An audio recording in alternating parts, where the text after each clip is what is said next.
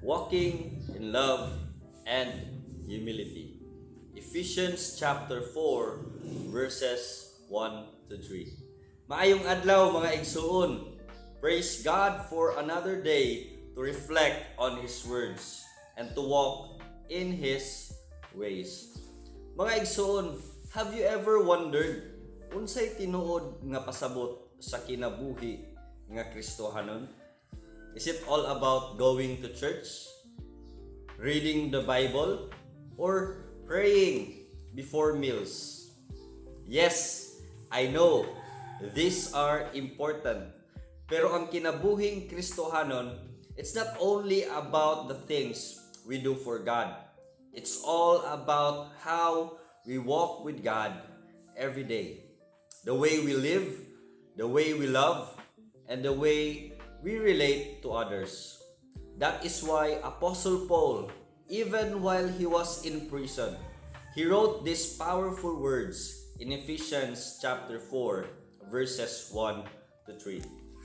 The word of the Lord says, I urge you to walk in a manner worthy of the calling which you have been called, with all humility and gentleness, with patience, bearing with one another in love, eager to maintain the unity of the Spirit in the bond of peace.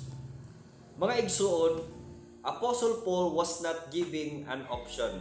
Wala siya nag-ingon nga, pwede ra ka kung ganahan ka. But he said, I urge you. This is a strong call to live, to walk seriously for Christ. So what does this walk look like? Unsao na to paglakaw nga takos sa pagtawag sa Ginoo? Apostle Paul gives us 3 clear steps. And the first step is walk in humility and gentleness. Again, walk in humility and gentleness.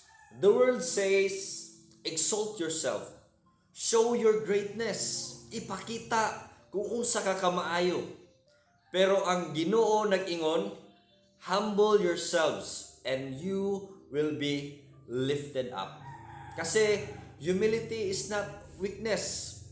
Dili pasabot nga wala kay kusog, pero ang imong kusog gisalig nimo sa Ginoo. It means we know that everything we have comes from God. And gentleness means we respond with kindness when others respond with anger. Kung kasuko ang ilang gipakita, kalinaw ang atong tubag. Kung adunay panagbingkil, dili ta magpasikat, kundi kita magpaubos. The second step is walking with patience and love. Apostle Paul says, bear with one another in love. Mga igsoon, lisod jud ni usahay, kay lahi-lahi taong batasan. But 1 Corinthians chapter 13 verse 4 says, love is patient, love is kind. True love keeps going. Even usahay, lisod na kayo. Kay ang tinuod nga gugma, magpadayon bisan gikapoy na ta, bisan lisod sabton ang uban. And the third step is walk in humility through the Spirit. Apostle Paul says, eager to maintain the unity of the Spirit. Kasi unity is not automatic. Dili na to makabot pinaagi sa atong pagpaningkamot lang. It is a gift of the Holy Spirit, but we must protect it. As Psalm 131 verse 1 says, how good and pleasant it is when brothers dwell in unity.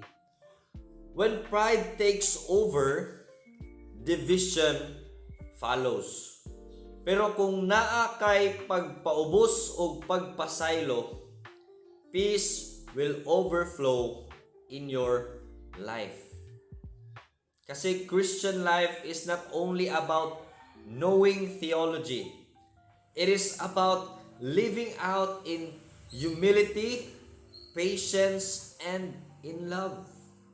Kung Kristohanon ta, dapat makita kini sa atong pagkinabuhi, sa atong panimalay, sa atong trabaho, ug sa komunidad kung asa ta nabilong. So today, mga igsoon, ask yourself, how am I walking? Am I walking worthy of God's calling? Or am I walking in pride, in anger, in selfishness? So again, be humble. Ayaw pagpasigarbo. Kay ang tanan natong naangkon, gikan na sa Ginoo. Be patient and loving. Pasensya lang sa uban.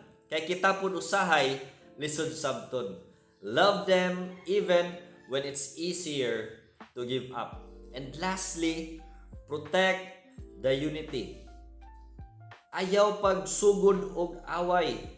Be the first to forgive and the first to bring peace.